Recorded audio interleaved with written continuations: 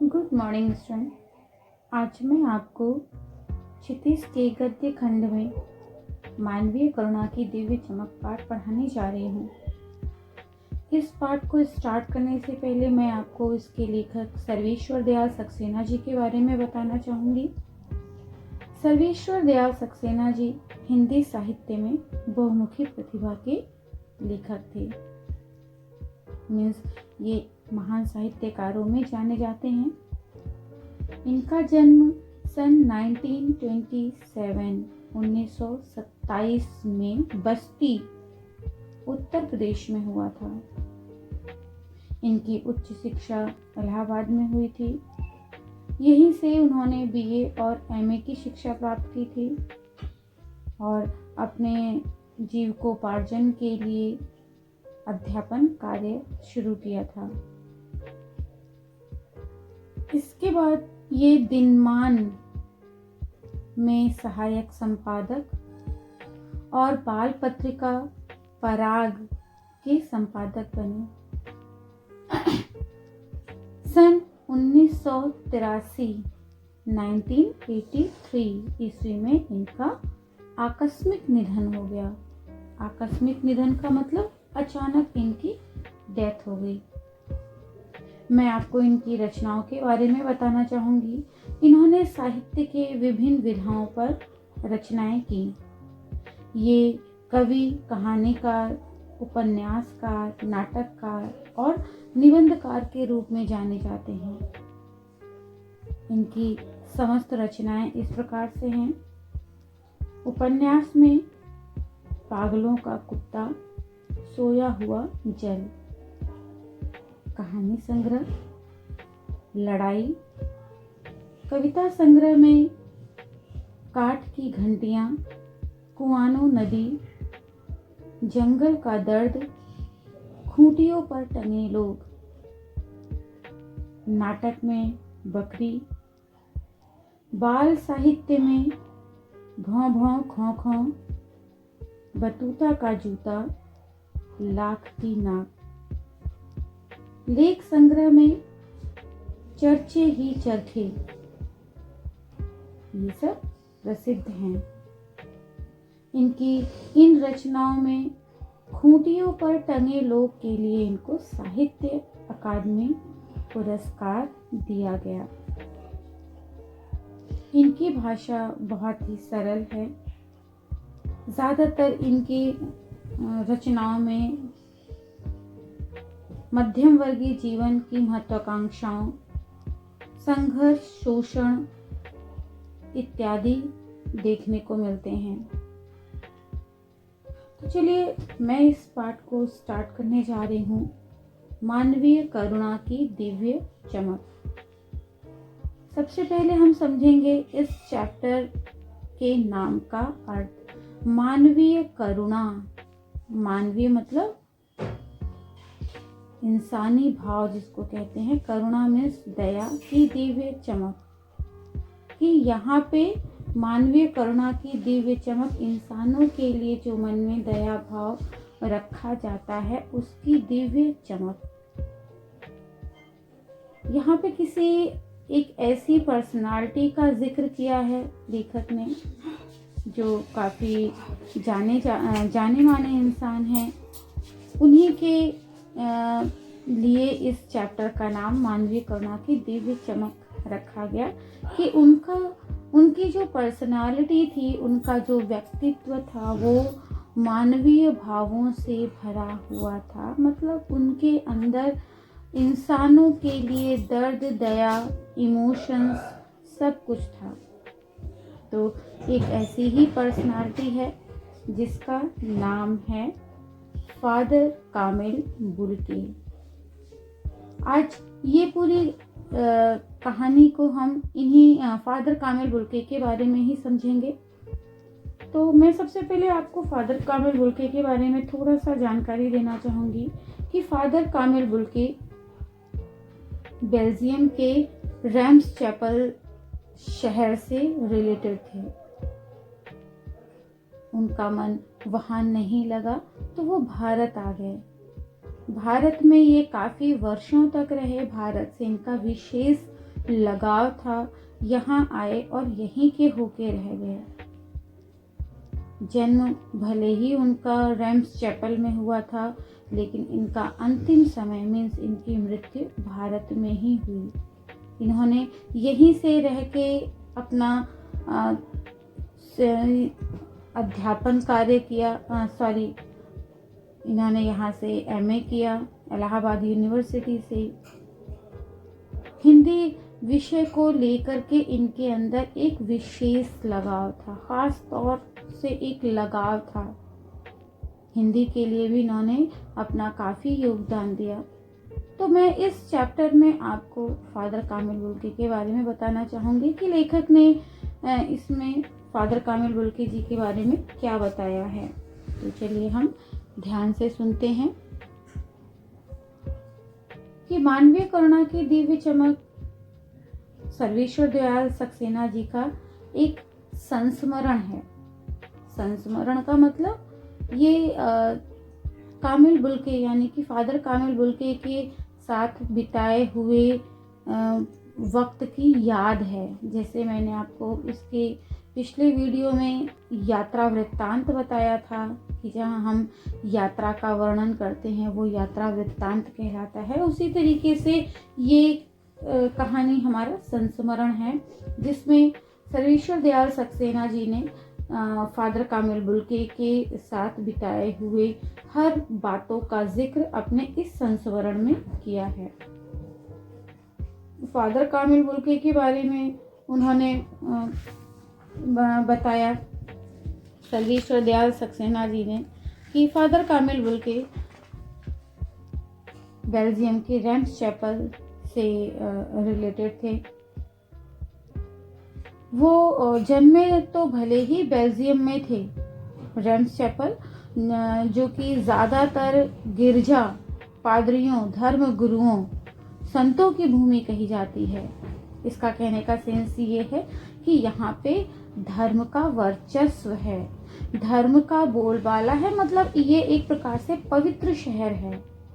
लेकिन फादर कामिल बुल्के ने अपनी कर्म भूमि भारत को बनाया कि जन्मभूमि इनकी भले ही बेल्जियम थी, बेल्जियम का रेम्स चैपल शहर, लेकिन इनकी कर्मभूमि भारत थी।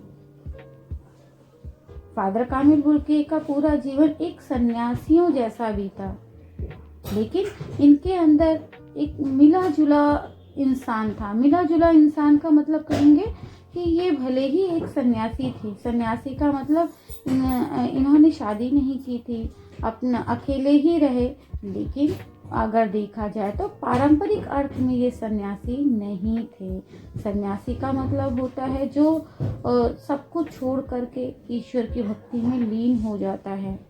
लेकिन फादर कामिल बुल्के के साथ ऐसा नहीं था। वो जिसके साथ भी रिश्ते बनाते थे उसको निभाते ज़रूर थे।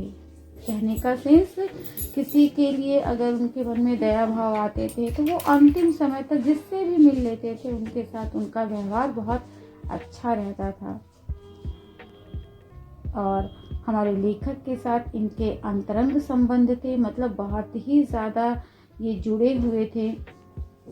ये लेखक की इस कहानी से ही पता चल सकता है। और हिंदी भाषा के लिए इन्होंने अपना महत्वपूर्ण योगदान दिया। तो चलिए हम स्टार्ट करते हैं इस पाठ को, मानवीय करुणा की दिव्य चमक। सबसे पहले फादर कामिल बुल्के के व्यक्तित्व के बारे में हम बात करेंगे कि फादर कामिल बुल्के की जो मृत्यु थी, देखिए थोड़ा सा मैं ये बताना चाहूँगी, सारी चीज़ें तो स्टार्ट होंगी ही, लेकिन स्टार्टिंग में कि इनकी मृत्यु जो थी वो बहुत ही कष्टदायी थी। कष्टदायी कि जिस तरीके से फादर कामिल बुल्के लोगों के लिए एक कोमल हृदय रखते थे, जिनके हृदय में लोगों के लिए अमृत भरा हुआ था। मीन्स कि वो सबके साथ बहुत अच्छे से अपना व्यवहार दिखाते थे, लेकिन उनकी मृत्यु बहुत ही कष्टदायी थी।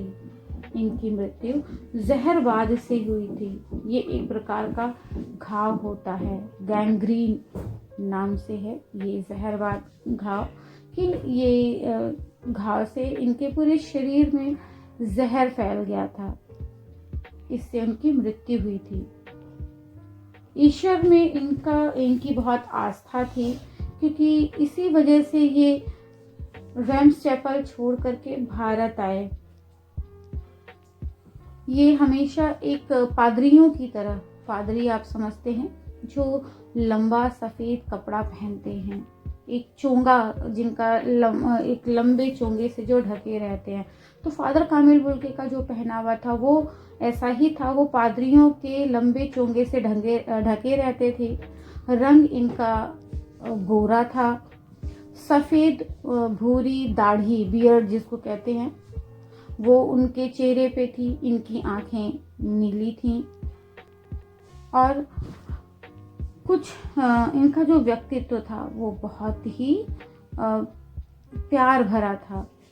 वे अपने हर मिलने वालों से, हर प्रियजन से बहुत प्यार करते थे।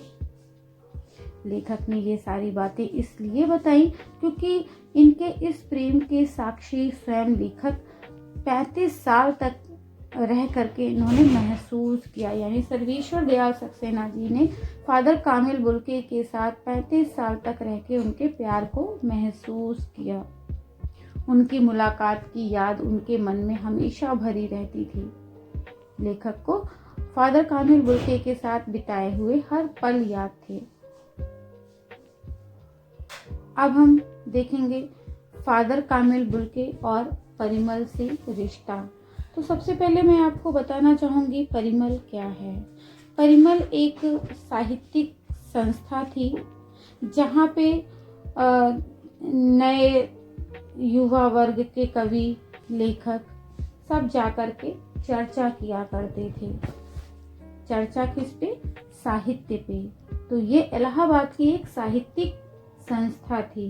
परिमल इलाहाबाद की साहित्यिक संस्था थी जिसमें साहित्यकारों के साथ फादर कामिल बुल्के भी जुड़े रहते थे। इस संस्था में हंसी मजाक होता था। लोग हंसी मजाक करते हुए गोष्ठियों में शामिल होते थे और हर रचनाओं पे, कृतियों पर अपनी राय, अपना सुझाव देते थे। जहाँ फादर कामिल बुल्के सभी के साथ एक बड़े भाई की तरह थे, सभी के साथ प्रेम से रहते थे। लेखक के भी घर में जब उनके बच्चे का अन्नप्राशन होता है तो पहला अन्न का निवाला फादर कामिल बुल्के के द्वारा ही डाला गया था। तो सर्वेश्वर दयाल सक्सेना जी फादर कामिल बुल्के को अपने बड़े भाई के समान मानते थे। उन्होंने कभी भी फादर कामिल बुल्के को क्रोध करते हुए नहीं देखा था।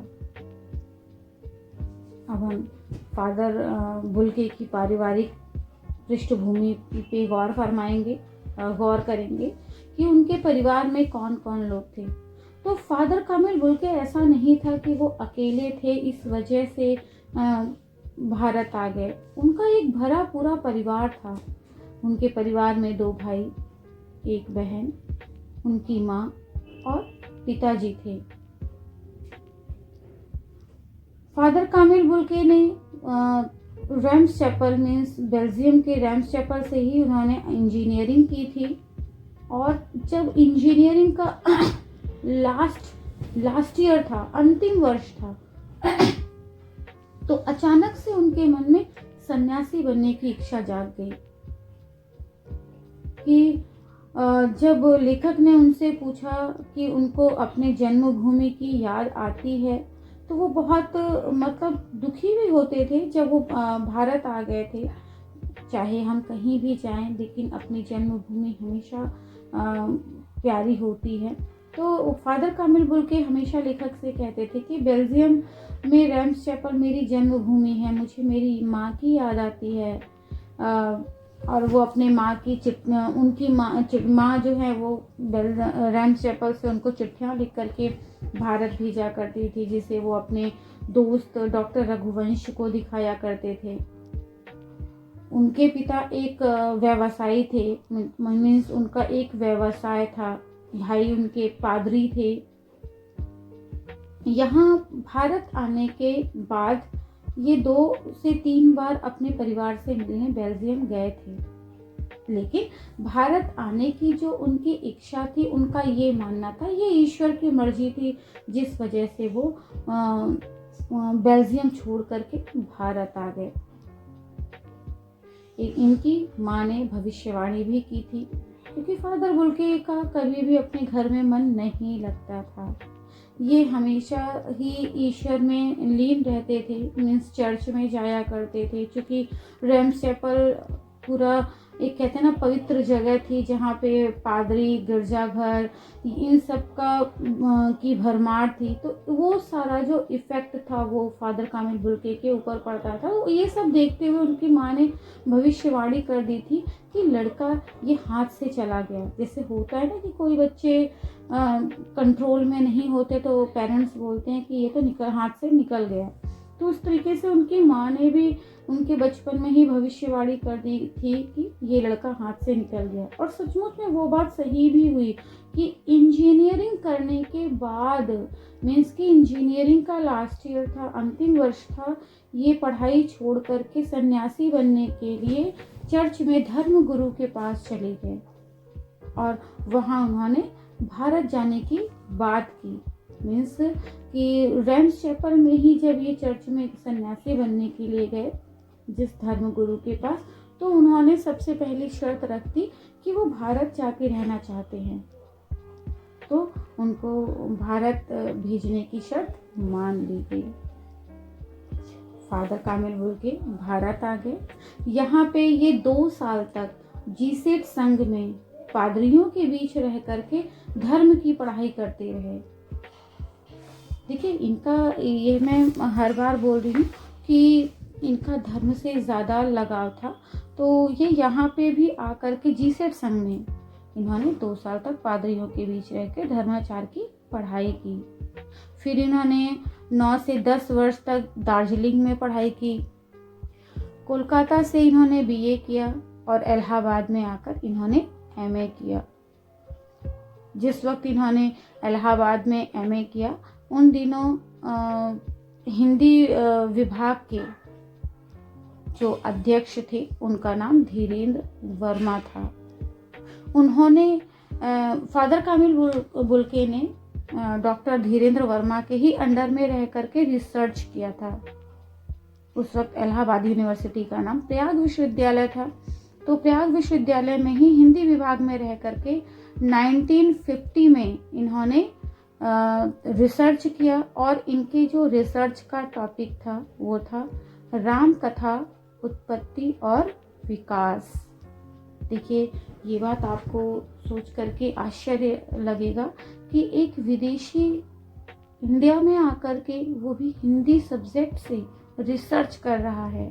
और टॉपिक भी उन्होंने बहुत अच्छा लिया था, राम कथा, उत्पत्ति और विकास।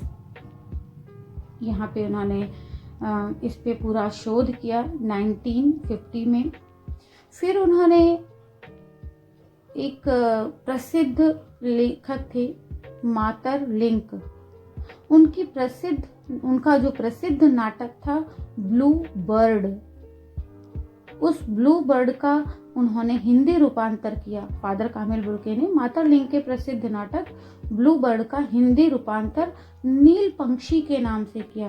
ब्लू मीन्स नीला, बर्ड यानी चिड़िया या पक्षी आप कह सकते हैं। तो वो नील पंक्षी के नाम से फादर कामिल बुल्के ने उसका हिंदी रूपांतर किया। फिर वो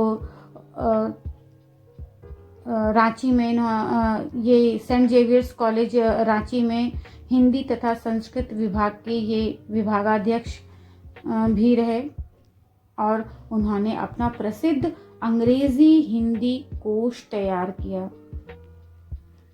बाइबिल का अनुवाद भी किया। इस तरीके से यहाँ रह करके इन्होंने हिंदी के लिए बहुत बड़े से बड़ा काम किया। 47 वर्ष तक ये रेम्स चैपल छोड़ने के बाद 47 वर्षों तक भारत में ये रहे और 73 वर्ष की ईयर में यानी कि 73 साल की आयु में इनकी मृत्यु हो गई। अब हम थोड़ा सा इनके बारे में जानेंगे कि फादर बुल्के एक सन्यासी की तरह थे और हिंदी के प्रति उनकी चिंता किस तरीके से दिखाई देती है। तो देखिए, मैंने आपको बताया कि फादर बुल्के जो थे वो मन के नहीं बल्कि कर्म के सन्यासी थे। ऐसा नहीं था कि वो सन्यासी थे तो अपनी जिम्मेदारियों से भागते थे, ऐसा नहीं। वे रिश्ते बनाते थे तो उसे निभाते भी थे। जैसा कि स्टार्टिंग में मैंने आपको बताया कि जब वो लेखक सर्वेश्वर दयाल सक्सेना से मिले थे तो उनके बेटे के अन्नप्राशन का पहला अन्न फादर कामिल बुल्के ने ही किया था। तो इसलिए वो जिसके साथ भी रिश्ते बना लेते थे उसको निभाते जरूर थे।